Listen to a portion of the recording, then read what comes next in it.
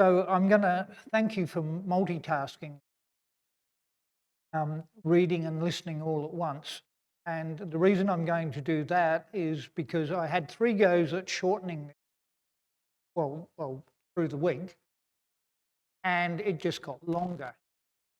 So in order not to go well over time, I need you to read the screen while I actually talk the talk. Um, So I first got the idea, I've got to acknowledge it because we're getting a bit more web presence. So I've got to acknowledge Malcolm Gladwell for the idea. This is the second time some of you have seen and heard this sermon. The first recording, we didn't get a good sound recording. But it's been rewritten and it ends differently in this version. 8 days ago, I didn't know how it would end. I had some scenarios, but I didn't know how it would end. Does anybody want to take a stab at why I didn't know? I feared, though, really feared. I feared it would end as it will this morning. More clues. This sermon can stand alone, but this morning it's a parable. I figure that you can look at something 3,000 years ago without flinching, but sometimes we have trouble looking at what's happening today, what's right underneath our nose today, without having a problem. So I want you to open Samuel 17. The giant problem, or probably more importantly, you don't know what you don't know. So please open 1 Samuel 17.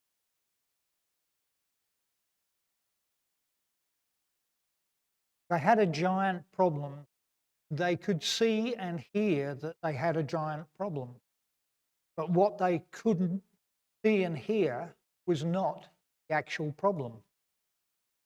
However, when you can externalize your fears and guilts, the negative thoughts, and you can put them out over there and then demonize that, and you can destroy it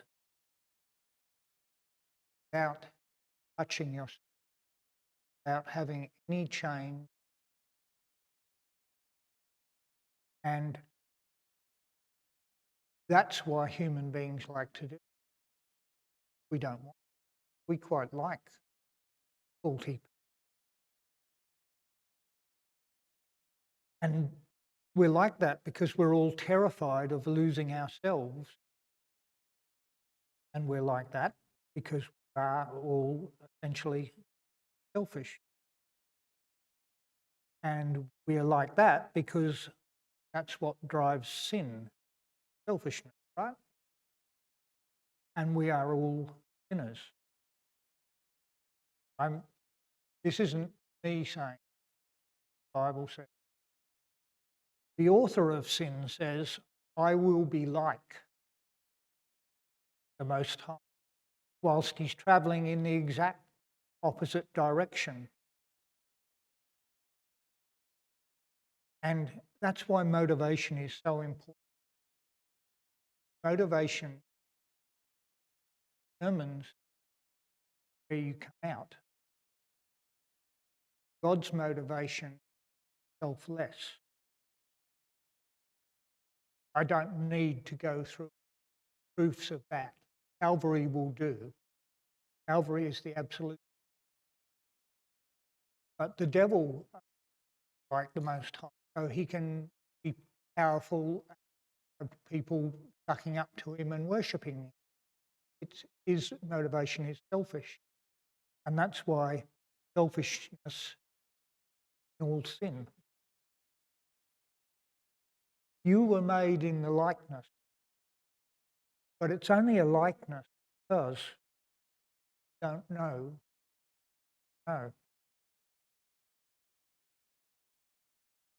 And this means you don't understand what you think you do know. now starting to wonder where I'm going with this.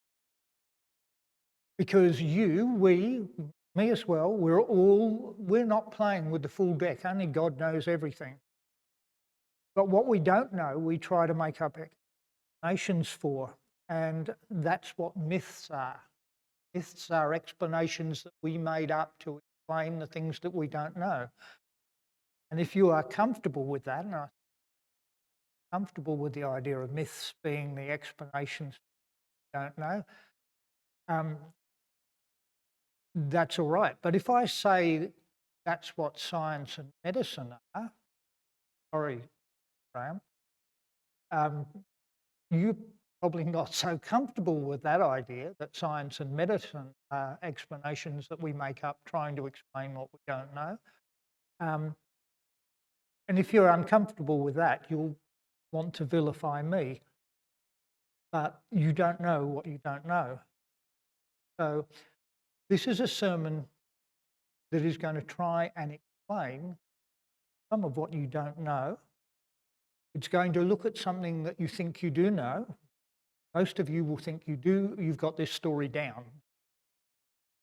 I'm going to disabuse you of that notion. And the last time I actually preached this sermon, I got to this far away from the punchline, explanation. I got an interjection. And I can fully understand why that could happen. And I'm telling you this morning because I don't want you to do that. Bear with me until the end, because I'm really not trying to knock down what you believe. I'm trying to amplify it. It will be easy to try to remember this as we go forward in the sermon. It will be easy to get lost in a story you think you know and think you understand.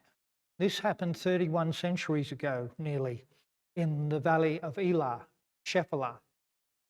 And the Shephelah means the valley of the terebinth. And we have been misled all this time by those that seek to help God out. God doesn't need our help. Those who seek to score political points and the spin doctors of antiquity. Did you know they had spin doctors back then? So there's an AI image of the Shephelah today. Does anyone know where the Shephelah is? Anybody been to Israel? Okay. So if you don't know where it is, you won't be able to tell me what the strategic significance of it is. Name for this tree, the terebinth tree, the tree in the foreground. And so 3,100 years ago, it would have been all bush, scrub. And when you read in the Bible that Abraham camped under an oak tree at Mamre, that's wrong. That's the anglicised version. He camped under a terebinth tree. And he did so because of shade. Because if you've got shade on the roof of your tent's a lot cooler. So the camera lens doesn't do this justice. From where, imagine that you're standing looking at this, the camera lens flattens it down. It's actually all uphill all the way. So you've all got Samuel 17. Strategically, you had to go up from the coast to get to the cities of Israel. And if you remember another story, in the story of Jonah, he comes down from Jerusalem to get to a boat at Joppa on the coast. So it's very much you're going uphill all the way into the valley, the way to get up to the Israel. And so this is the way that the Philistines have to go to invade Israel. And their invasion is intent splitting Israel in two. And you can recognize their spiritual inspiration from this strategy, divide and conquer, right? From Genesis 3 on, it's always been our enemy's way. So read the screen. Now you think you know this story. The next verse, Goliath, the champion of the Philistines, is introduced. How big was this? Well, depends who. and what their agenda was. One Jewish scholar claimed that Goliath's armour weighed 50 tons. Think about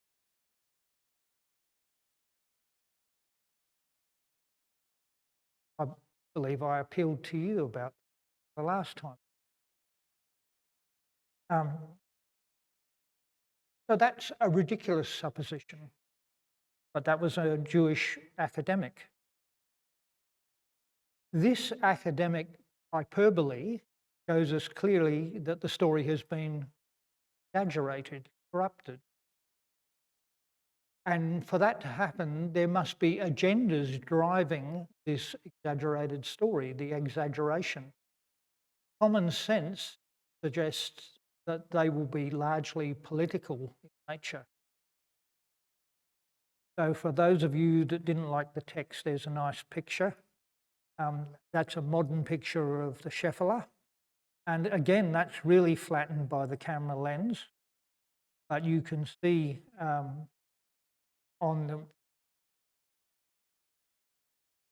as you look at it, that's south, that's north. And we are looking at it from the east. And so we're looking at it from kind of where the Philistine cities are, down on the coastal plain.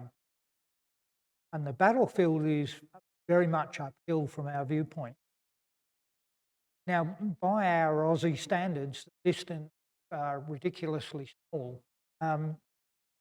If you see low right, it says Gath, 5 miles. Pamela and I travelled 3 times that distance to get here. So by our standards, this is trivial stuff in terms of. But when you're walking, of course, it's a different matter. So there's the biblical text for you to read about Goliath, and there's an amendment. I'll draw your attention to it. It says 6. The 6 only appears later in the later Masoretic text. The Dead Sea Scrolls and the earlier text, it all says 4. So we're going with 4. We reckon that's more reasonable, less exaggerated. Now, it's important to understand that they had inflation back then too. And there are 4 basic shekels throughout history. And the value is derived from how much metal there is. They didn't trust paper money, currency back then.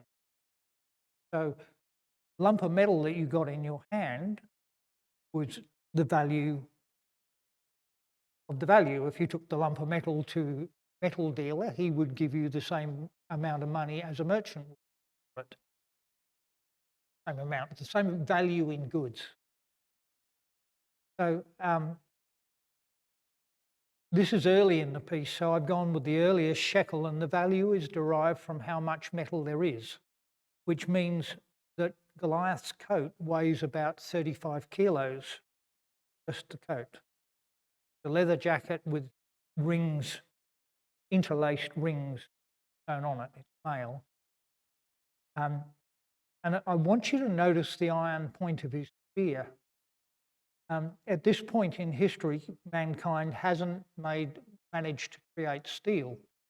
And iron, pig iron, some of you have probably dropped a lump of iron in youth, the older ones, and it's broken. An old plane, I did that with a very expensive plane one. Anyway, iron is brittle, and steel is modified so it's not brittle. But iron is much harder than bronze, and the armour in these days is bronze. So the fact that he has an iron tip on his spear means that the spear is armour piercing. And it was probably made kind of like a chevron shape, so that it ran down the edges of the blade of the spear with a more substantial point at the top, and it was set in bronze. And so the iron part's only the tip. But that it says that his spear tip weighed 6 kilos. I've converted that. Here's a picture. Now, this is a genuine picture from antiquity, about 300 years later, 400 years later. But this is training armour, real deal, really lightweight. So that's not heavy enough for a real stoush. Now, this is much more reasonable. These are reenactors, and the armour is reasonably genuine. Goliath didn't have a solid vest of metal. He had mail, but that'll give you some idea. And his spear tip would have been bigger than the one in the picture. But this is the kind of real that was going on. But notice the shine on the metal. The spear is accurate-ish. It lacks the iron tip, and the blade part's too short. With this spear, and they practiced all the time, and they actually practiced dance. And you can stab down from overhead. You can flip it and strike up from underneath. You can slash left and right with the edge of the blade of the spear. And the other end of the spear's got a bronze lump on it. And that is because you hold the spear. This guy's holding his spear wrong. He's got his spear in the middle. It should be like 2/3 the spear in front of him, 1/3 behind him. Bronze lump on the end is a counterweight, but it's also so that if your enemy gets inside your guard, you can flip the whole thing and dong him on the head with the bronze counterweight. And they practiced all these manoeuvres. Now, according to the biblical text, you read it carefully. Goliath never has his shield. His armor bearer hangs onto the shield throughout the whole encounter.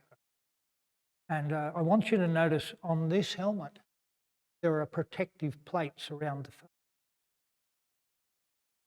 So Goliath was 4 cubits and a span, which is about 6'9" tall, 2.05 meters, which is not that tall really by standards. Modern tennis, I was going to appeal to Gary, but he's not here, but Pamela's a fan. In modern tennis, we have Riley Opelka, I believe he's American, at 2.11.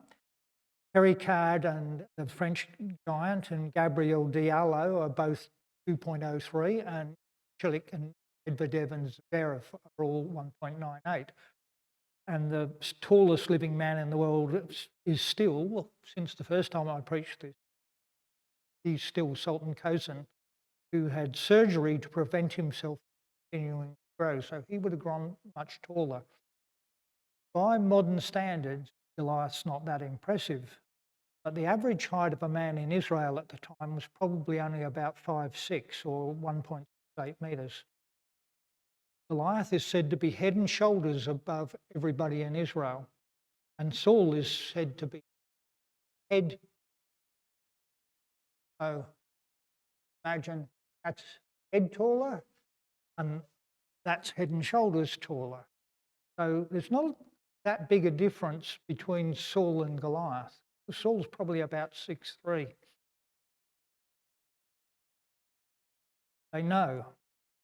They both know that if they attack each other's positions, because when you're fighting with your feet much lower than your opponent, advantage. You're holding up that bronze shield because the other guy's up there in relation to you. This arm is going to get very tired in a very short space of time, and golfers know that they develop their power from feet. If your feet keep sliding back down the hill, if you don't feel security in your feet, what happens if your feet slide back down the hill? Where does your face go? Down, doesn't it? If your enemy is standing above you, you're presenting him back of your neck, that's not a good look. It doesn't end well at all. So they don't want to attack each other because it's a major disadvantage. Um, and again, if you're fighting and your feet slip and you fall backwards, all the people behind you have sharp lumps. That's not good. Not going to go. Um, so it's a real negative. The Israelites know they are not equipped to fight Goliath. They can see this. The Philistines know that the Israelites know they cannot do Goliath in single combat. Is this true? And if so, how do I know it's true?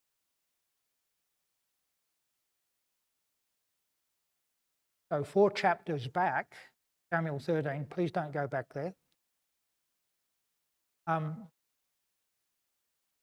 Already the Philistines have already invaded Israel, clearly, because they've come and collected all the blacksmiths. And apparently, reading carefully through the text, apparently Saul and Jonathan both have armour, but across the board, most of the Israelites don't have armour and they don't have weapons. They have agricultural implements. Oh, how would you like to go to war in this modern age armed with a mattock, long-handled spade, or it's not a encouraging idea to be disadvantaged, whereas Goliath really kitted out.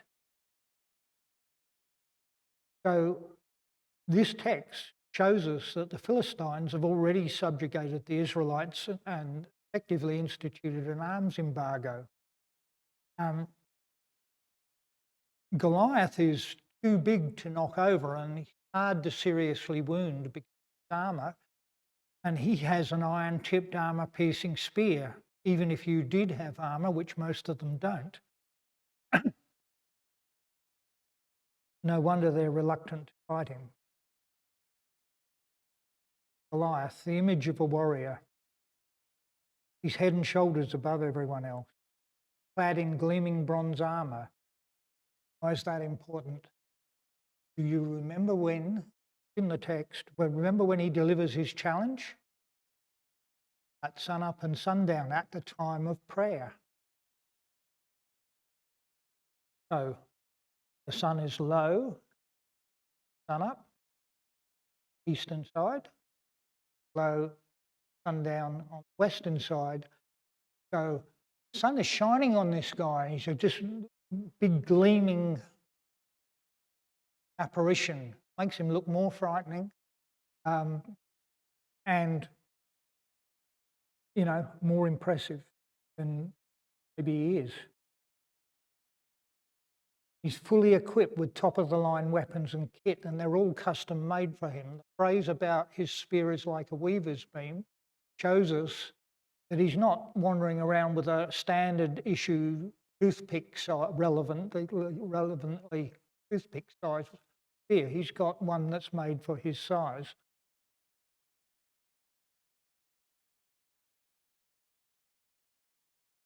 And he's bellowing out his challenge at the time of worship. Goliath's challenges break the connection between God and his people.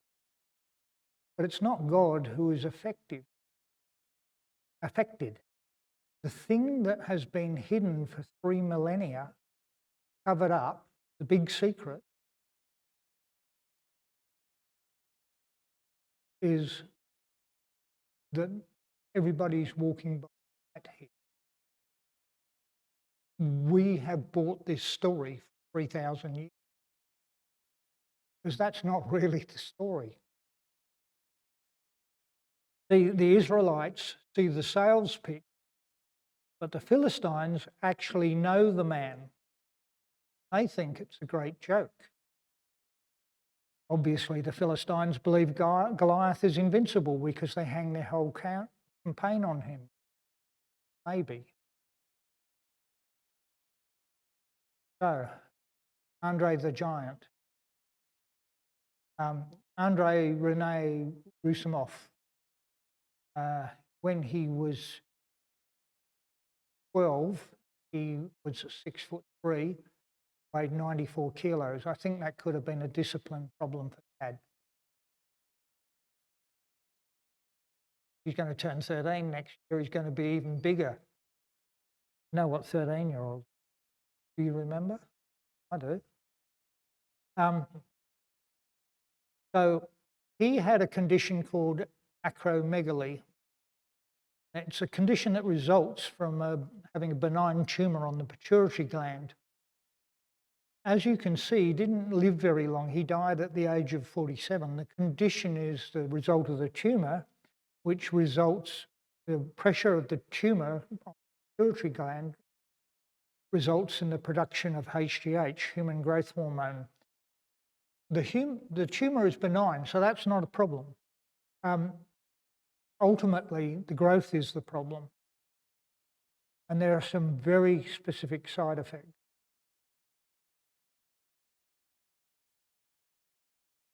So read the text. The clues are in this. But they've been pushed into the background by 100 generations of people intent on giving God a leg up, corrupted by 40 plus generations of David's successors, spin doctors, who were validating their political right to be there on the throne. And you don't know what you don't know, so you've never noticed. The other important thing here is that the stones David picks up are very likely overloyed lumps of barite, barium sulfide. And barite is one of the 4 non-metals with a specific gravity higher than 4. Much too technical, Leigh. Simply, barite is pretty much the heaviest non-metal thing you can lay your hands on. Sometimes it even has jagged edges and it's like crystalline in form. Not hard, it's quite soft, but it's very heavy. And so for a given weight, smaller than most others, which means that it makes an ideal projectile. And you'll see later. So common acromegaly side effects. It presses on the tumour, presses on the vision nerves in the brain, resulting in profound short-sightedness, double vision. The weight gain pushes the joints of the human body beyond what they are capable of supporting, resulting in excruciating pain in adult sufferers. The muscles grow, the bones grow, but the joints, although they grow at the same rate, the function doesn't go with it. So sufferers end up in agony and they're crippled.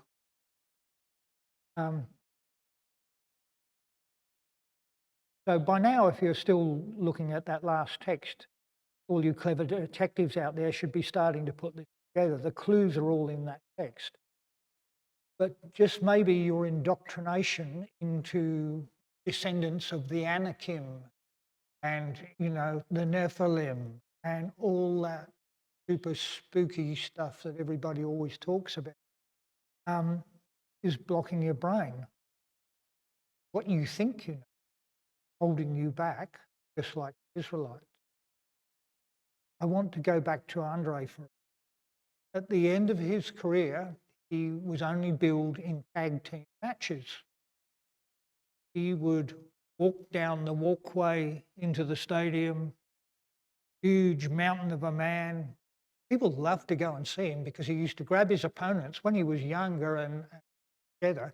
He would grab his opponents, plonk them on the canvas and sit on them.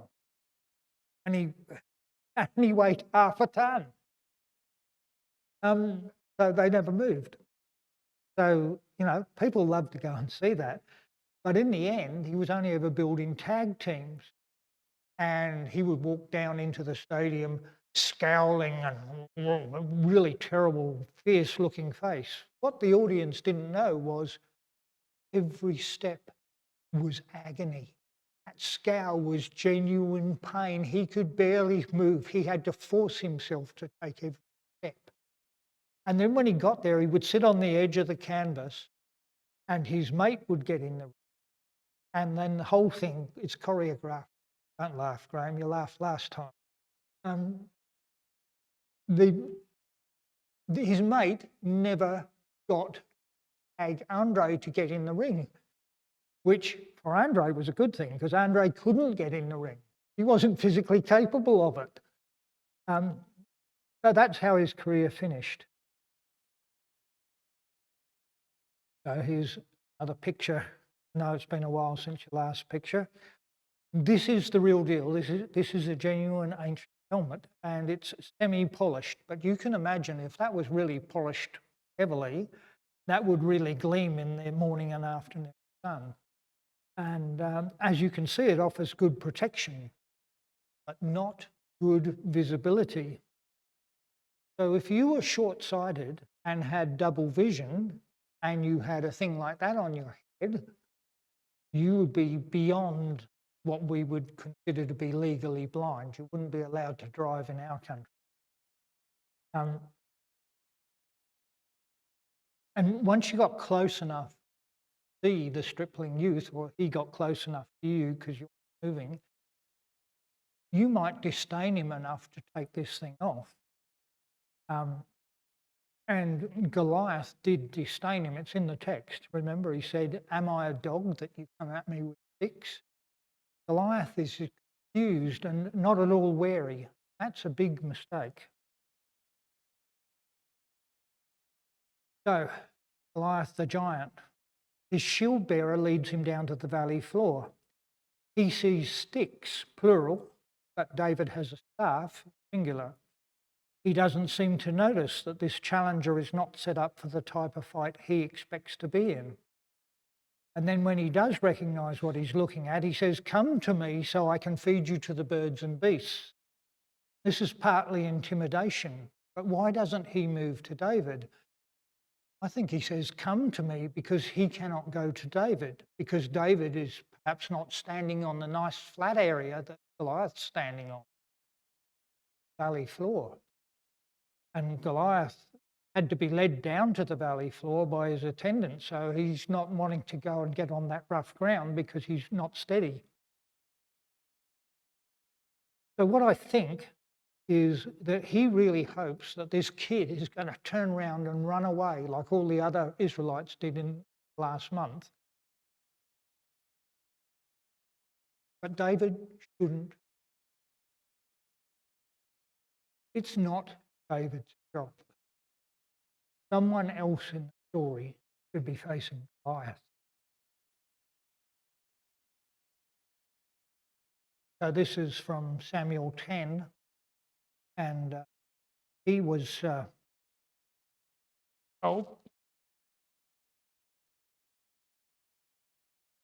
we had a microphone issue, hang on.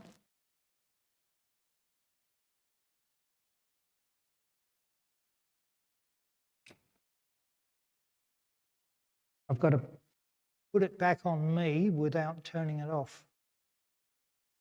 Back. So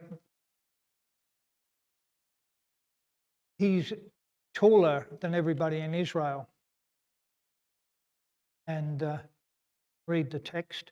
So walking by sight, Saul is a head taller than anyone else and Goliath a head and shoulders taller. So there's not as much difference between Saul and Goliath as there is between your average Israelite and Goliath. I've underlined whom the Lord has chosen because Saul is a Benjamite. So is Samuel, in spite of the Levites' attempts to make him into a Levite hundreds of years after the Samuel's a Benjamite if you read Samuel carefully. And this choice violates Genesis 49:10. It does. We say that you can't be a prophet if you speak against Torah. By choosing Saul, Samuel is speaking against Israel, Jacob's blessing his sons, where he said, "Scepter shall not pass from Judah."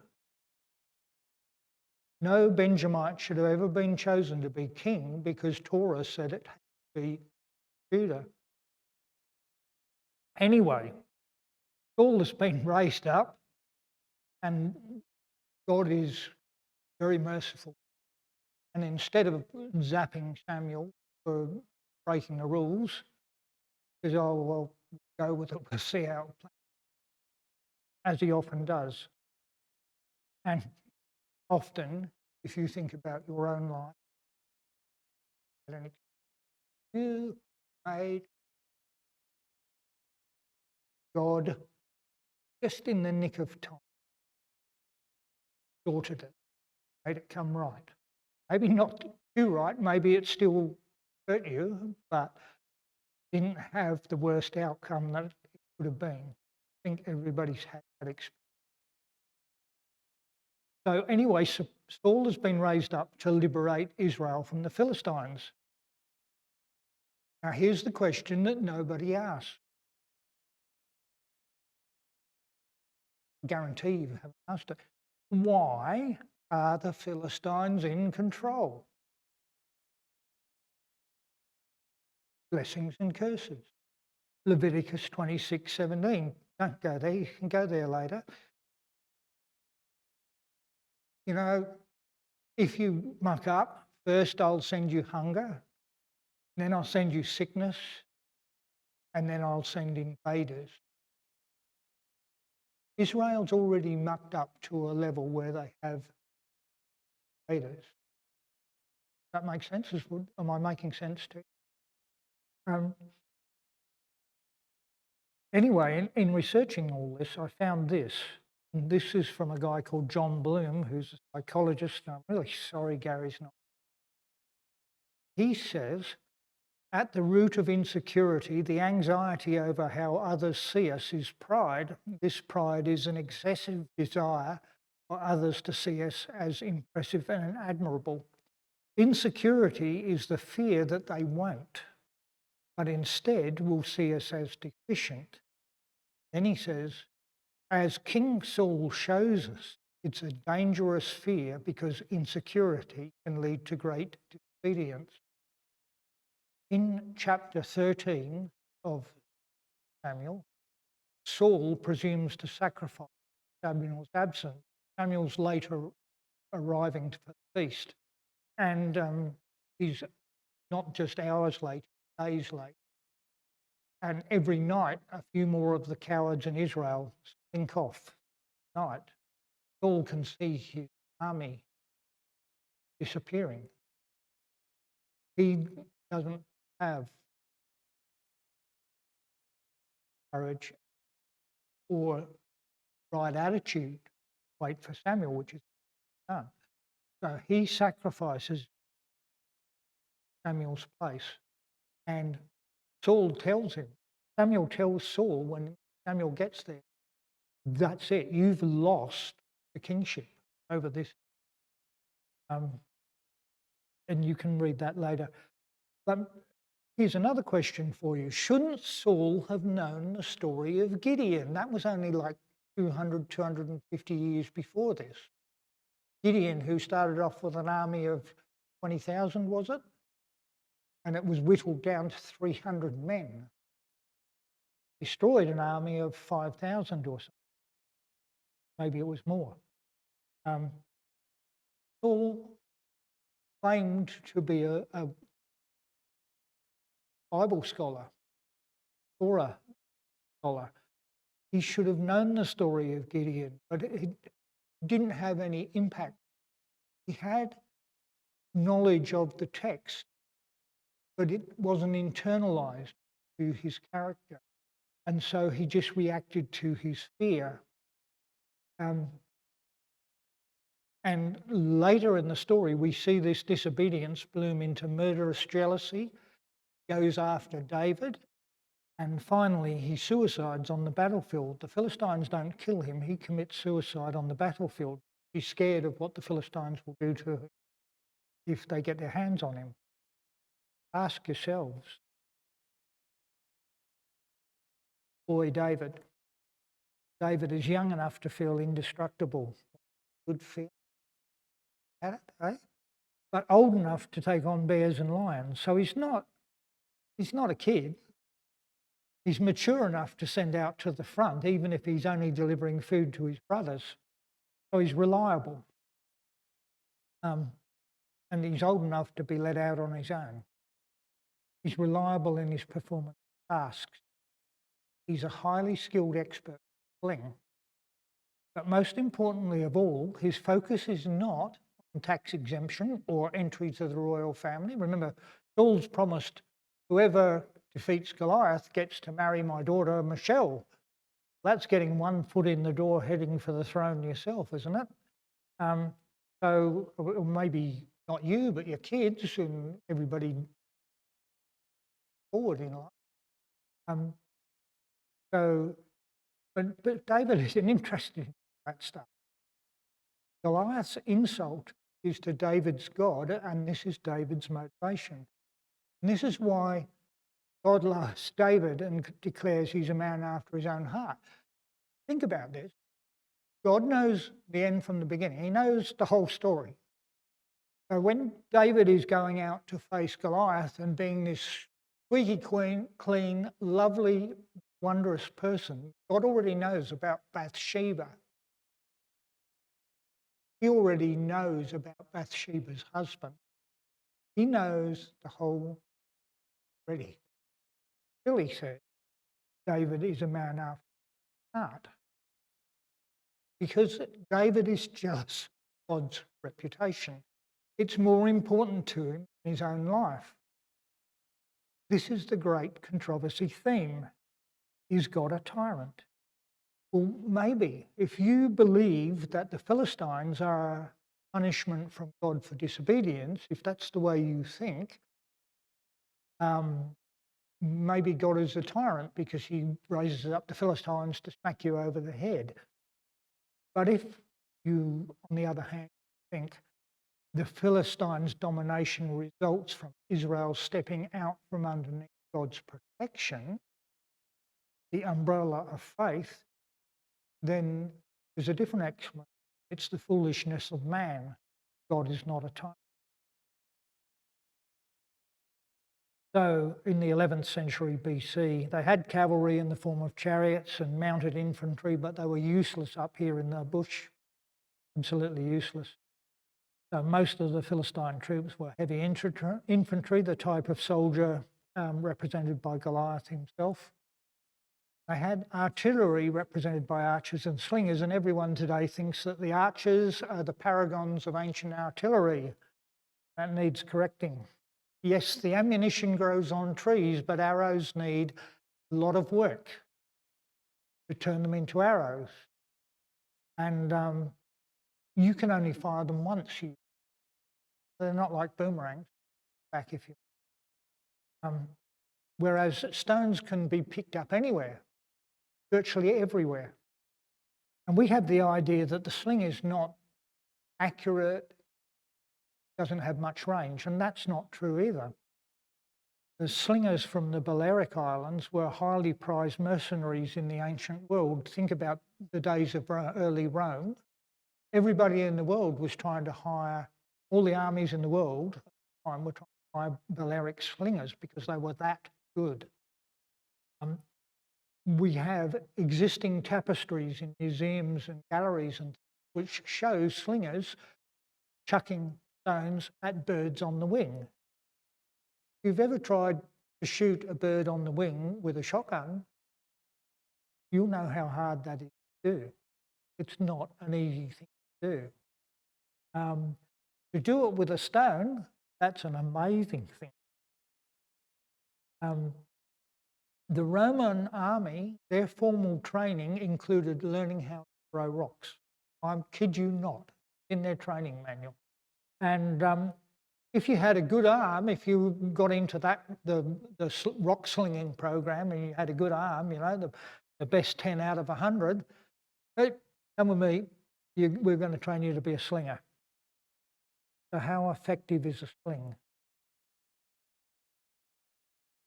Got sound?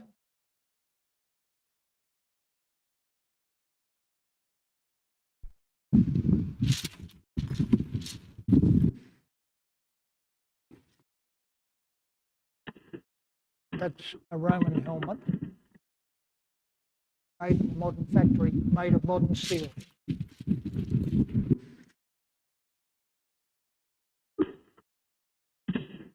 And you're not that impressed so far, but keep watching.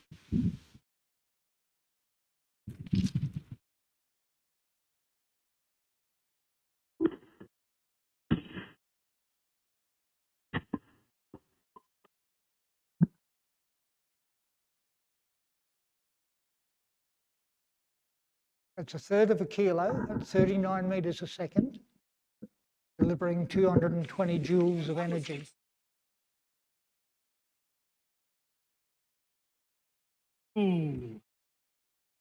Oh. Oh. Wow. Now, that helmet hasn't really done much for the user here, or rather, should I say, for the melon.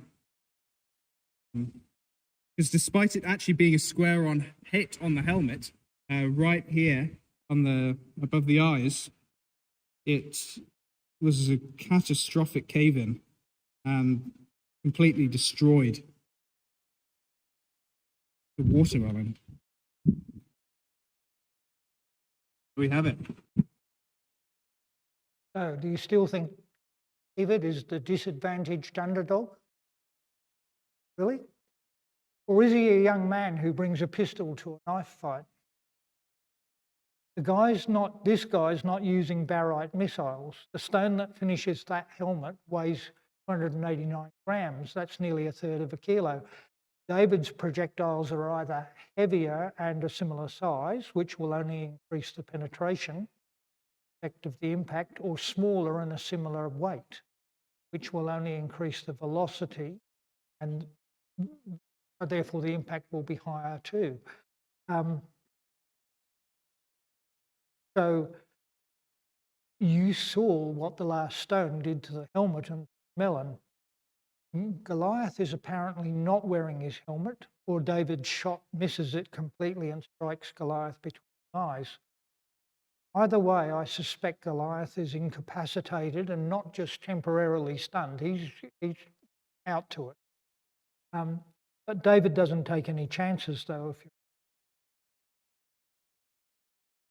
And so the text tells us David's advantage. Goliath is moving, David is running. And Goliath hasn't seen the sling or the stone up until that last moment.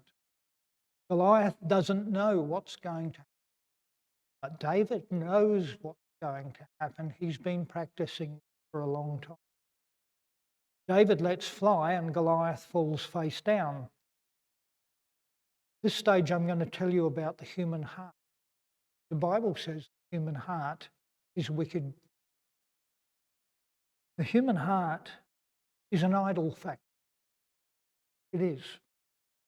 And the mechanism that makes the idol factory kick in, manufacture idols, is fear.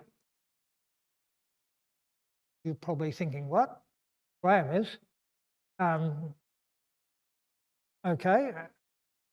So if you make an idol of beauty, you have a fear of growing old and ugly. If you make an idol of security, you have a fear of being attacked. If you make an idol of your nation, you have a fear of foreigners. If you make an idol of money, you have a fear of winding up poor and in the gutter. If you have an idol of celebrity, you have a fear of anonymity. It's a major problem with today's generation. They will go out and do horrendous things rather than be anonymous. You've got idiots robbing banks and killing people and then bragging on Facebook. Really? Really? So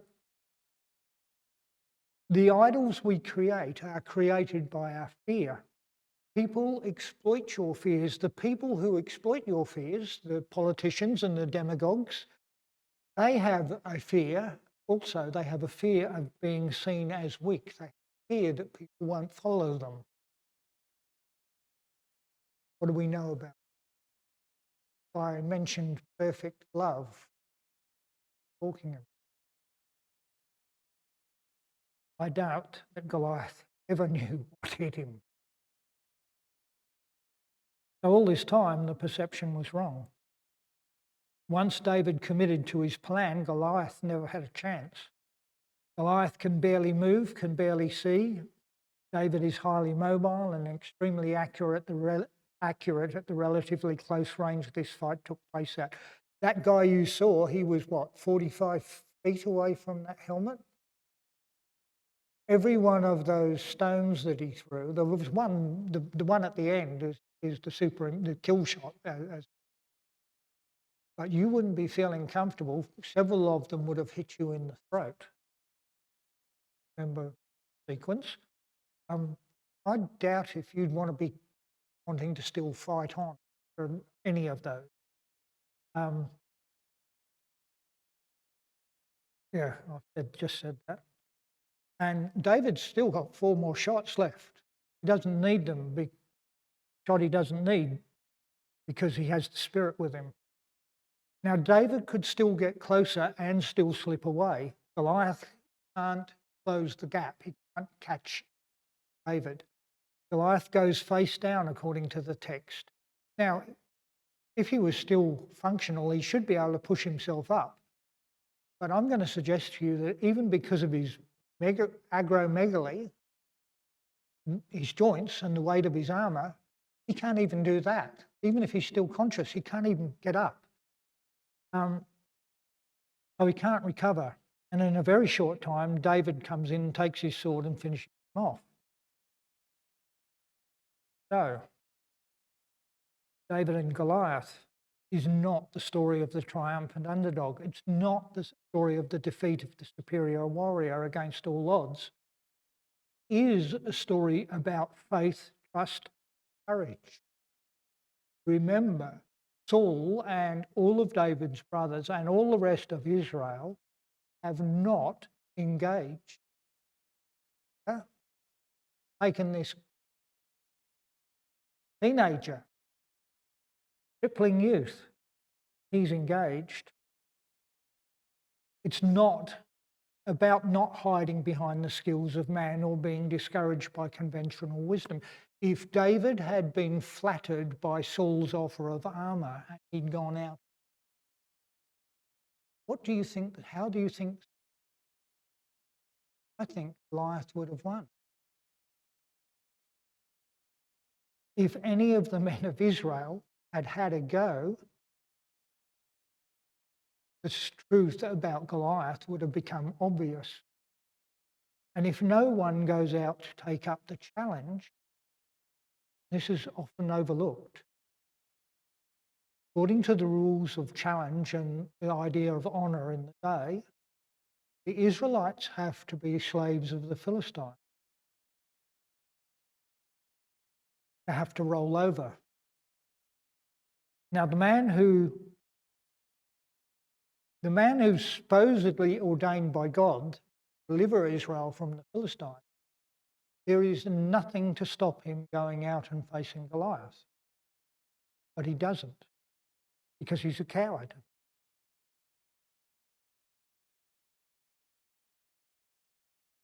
He's taller than everyone else. He's got armour. He still pikes it. Twice a day for 40 days, they've all had the chance to be heroes. Why haven't they? Because they made an idol of it. He disrupted their worship morning and afternoon, and he became. What was in their mind was Goliath bellowing out his challenge, not prayers, not God. He's distracted them from the worship of God, and that was their one advantage. It's about not fighting the enemy on his own ground or on his own terms, not about the size of the dog in the fight. And this is where I explain why I'm telling because it's a parable for today. And if I had started with what I'm about to tell you, half of you might have got up and walked. The other half would have thrown me out of the pulpit, possibly. Because we have giants. We have GC, conference. We have coercion. Have any of you been following the GC? Mixture of responses, mostly no's. I've been following it very keenly because it was going to determine how this sermon finished. And at one point, when they were talking about money, the money boys put motion on the floor that anybody who wasn't a faithful tithe payer could not hold office in any Adventist church. Put that motion to the floor. Where their heart? Where is? And that would mean that the widow in Israel couldn't hold office. It would mean that somebody like David couldn't hold office. Money. And coercion. I want to talk about a little bit about coercion. Has got nothing to do with God. God does not coerce anybody. He gave each one of us free will in response to a litany of woes and misdemeanors and accusations. Isaiah, where Isaiah, speaking for God, accuses his own family, the royal family of Judah, of being apostate. And right after that, look up Isaiah 1, you don't have to do it. Right after that, God says, come, reason together.